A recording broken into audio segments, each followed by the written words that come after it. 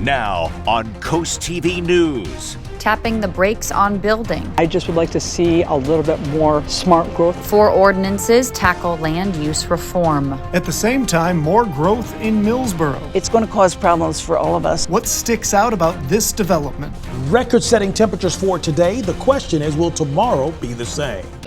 This is CoastTV News at 6. Developments like these, the focus of land use reform in Sussex County. Good evening. I'm Madeline Overturf. And I'm Charlie Sakaitis. Welcome to our News at 6. Our top story tonight is 4 ordinances aimed at controlling growth and improving planning across the county. Sussex County Administrator Todd Lawson says these ordinances, formally introduced to council today, are the first of many ordinances. They are all based off recommendations made by a 10-person land use reform working group over the course of several months. None of these ordinances include major overhauls to Sussex development law. The county believes this is the first step of many to help add affordable housing, reduce sprawl, and more. One ordinance overhauls the Sussex County rental program because in 6 years, only one developer has taken part here in Lewis. The county wants to make the program more attractive to builders and in turn provide more affordable housing. The ordinance would raise the income limit for qualifying renters from 50% to 60% of the area median income. That's $46,800 a year for a 2-person household. It would also lower the number of units developers must set aside for the program from 25% of a development down to 15%. Another proposal clarifies open space requirements in new developments. Things like ponds and some stormwater areas, those are open space. But grass strips along streets, clubhouses, and playgrounds, which previously counted, don't. The measure also increases how much open space is required. Developments in growth areas, these areas shaded in yellow, red, brown, and purple, they would need to set aside 30% of their land as open space, while rural areas, seen here in white and green, would require 50%. Right now, the requirement is 25% countywide.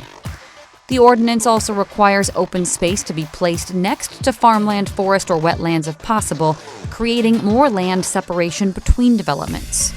A third ordinance talks about subdivision designs. The changes are meant to improve clarity and consistency in the county code and make sure subdivision applications are handled fairly. The new rules would also require developers identify land that should be preserved early in the design process. The fourth ordinance is on subdivisions themselves. Cluster developments typically have smaller, more tightly packed lots, about 0.17 acres each. Under the proposal, cluster subdivisions using central sewer on those smaller lots will no longer be allowed in rural areas. They would still be allowed in growth areas, which are generally located near towns, major roads, and much of eastern Sussex County. In rural areas, developers would still be able to build standard subdivisions with at least 3/4-acre lots or septic-based subdivisions with 20,000 square foot lots. That's what's proposed. What's the reaction from people who live here? Coast TV News reporter Brandon Ferguson is live in Georgetown. Brandon, some homeowners say building is out of control, but these land use reforms are not too late. Maddie, we talked with people across Sussex County, many of them having the same reaction to these new land use ordinances, saying that these ordinances must go into law as fast as possible or the county will be overtaken by new development. Melanie Bolstead lives in Milton and sees construction like this every day. Bolstead says building is out of control in Sussex County and any reforms like new open space requirements are needed. That's why we live here. We enjoy the nature. We love the nature preserves.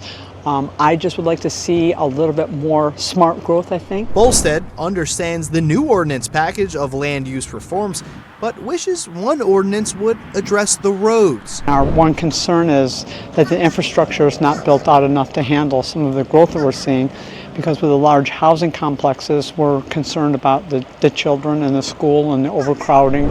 Christoph Toulouse was one of 10 people in the land use reform working group. It's going to have a huge effect on the future of Sussex County. What we will have is much more thoughtful, much more targeted, much more appropriate development located in places where that development should occur, not happening in places where it should not. Toulouse says Tuesday's ordinance package makes sense, though it does not address everything. There are more complicated ones. They've come up with a really good package of, I think, 5 or 6 proposals that deal with some substantially important issues, but are the ones that they could pull together more quickly. Some of our recommendations from the working group are much more comprehensive and are going to require some time to develop. After months of meetings and years of growth, land use reforms are in the works. The ordinances will now go through a public hearing at the Sussex County Planning and Zoning Commission before returning back to Sussex County Council for a public hearing and a final vote. Live in Georgetown, Brandon Ferguson, Coast TV News. The public hearing process takes months, and if approved, these ordinances would not apply to development applications that are already partway through the approval process. County staff is also considering a temporary moratorium on some cluster subdivisions in rural areas while the new rules are being reviewed. That's to avoid an onslaught of new applications right now. More growth ordinances are likely coming. County Administrator Todd Lawson said ordinances based on those other recommendations will take more time to shape. Some recommendations, like comprehensive rezoning, though, they have been described as quite difficult to achieve and even lofty.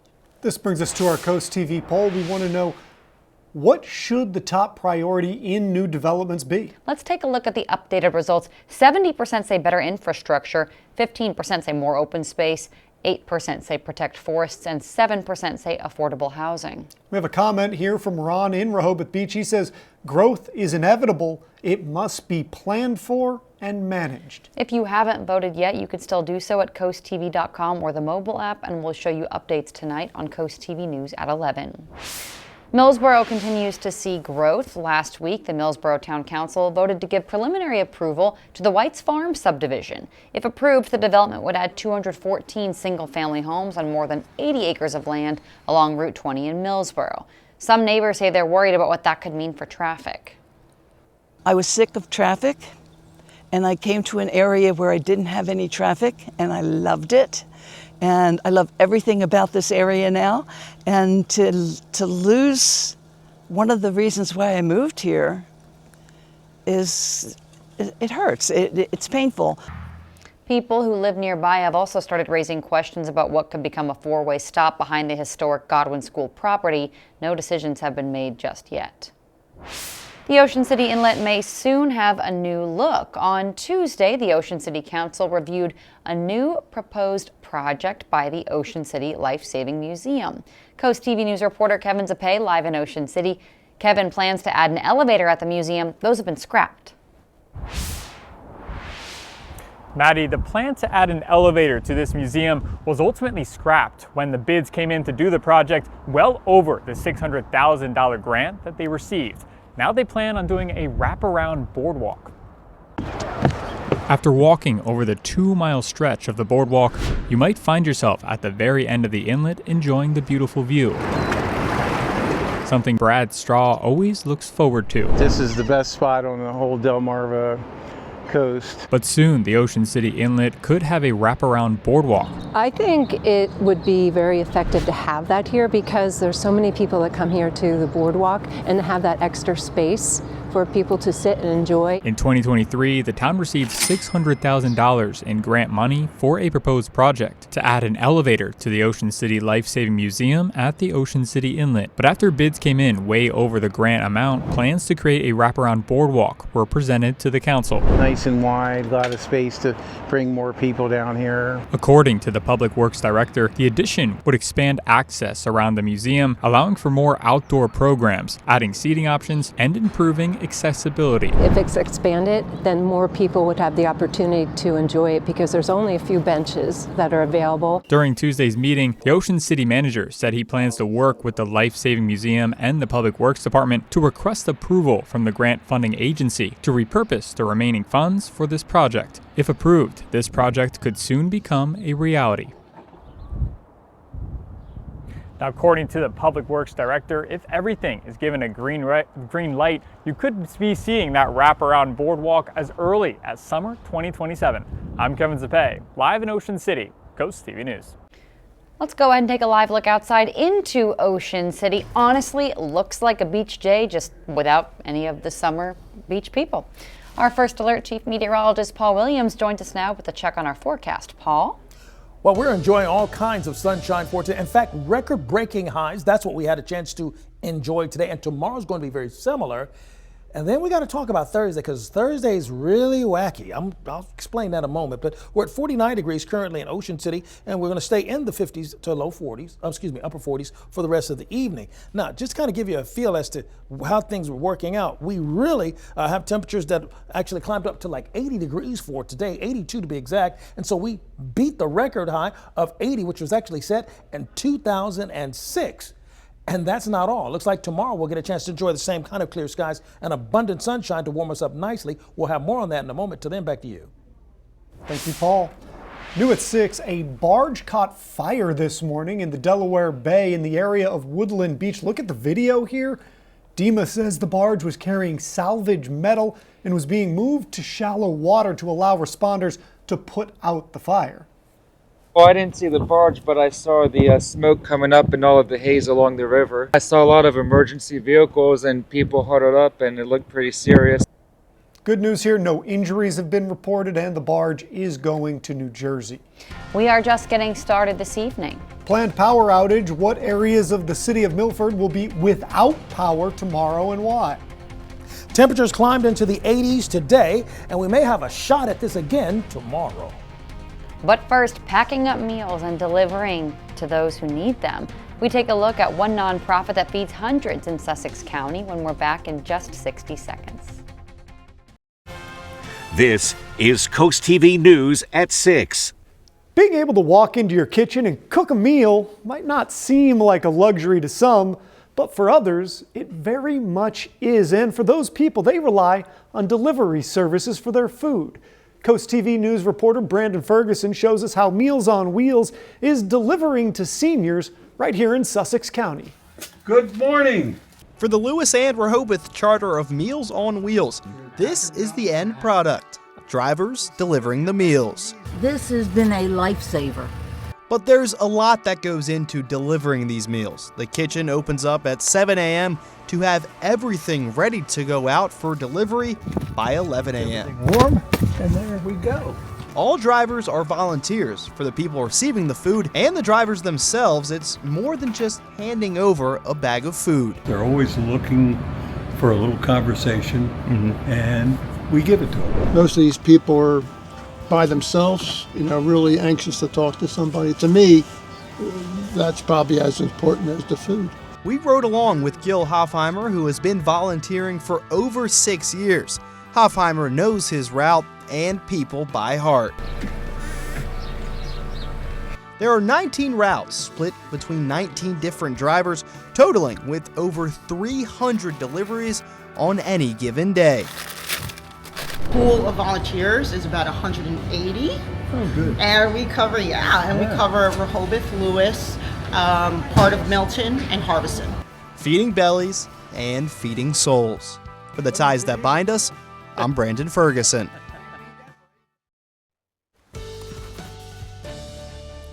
Well, we enjoyed record-setting heat for today, and we're going to get pretty close to that, if not do the same thing for tomorrow. And then Thursday comes along and just changes the whole game up in a dramatic way. First of all, Rehoboth, 51 degrees right now. Of course, it's been cooler for the beaches than the inland areas, because we're at normal levels, for us actually for Rehoboth. But we were concerned about some very blustery winds along the Chesapeake Bay area. That's now subsided. We had a high today of 82 degrees. 80 was the record set 20 years ago. But now a new record is in town, and it's now named 82. Now, not only were we at 82 there, we had 82 also in Easton, 81 in Cambridge, 83 in Salisbury, but a cool 69 degrees in Ocean City. Everything's about the proximity to that water. Now, we do have some dense fog that I'm expecting for Wednesday. We'll have a half-a-mile visibility in Seaford and Del Mar by 8:30 in the morning. Same holds true for most of the beaches particularly Dewey Beach and Rehoboth, and then Long Neck, Millsboro, and Selbyville will be in that same situation. Then it'll melt away. Now, we are warmer. We're like 10 to 11 degrees warmer now than we were 24 hours ago. So we're still on the warm side, but it's just crazy to think that, hey, we got up to 82 degrees today when 53 is where we should be. Overnight lows will be in the 50s, mid to upper 50s. Wednesday, the game stays the same, depending on kind of where you are. Ocean City, some dense fog in the morning time, but winds are primarily pushing out of the south. Highs tomorrow, 78 in Seaford and Harrington, 79 in Georgetown and Lewis with Milford. But then we'll only get up to 68 degrees in Cambridge, for example, but 75 Vienna. So the more you're in the inland areas, the warmer you are. 77, for example, in Snow Hill, but 69 for the high, Pocomoke City.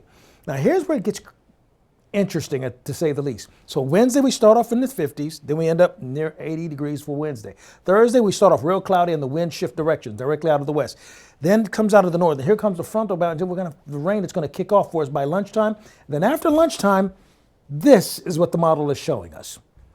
This is a chance of snow, 35 degrees. So we're going to have a backwards day, warm in the morning and then cooling off in the afternoon. Here's a look at your 7-day forecast.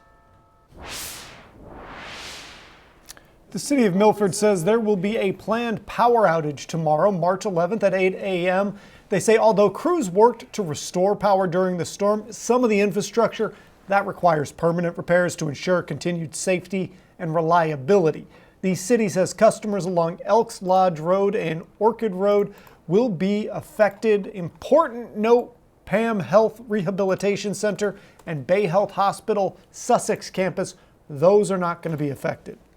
Delmarva Sports Network from the Wawa Studios. What's going on, sports fans? It's the most wonderful time of the year where our local teams have a chance to go to the biggest stage. It's the semifinals in DIAA play. On the girls' side, it's Sanford and Smyrna. One-seeded Sanford defeated Caravel in the quarterfinals 64-53.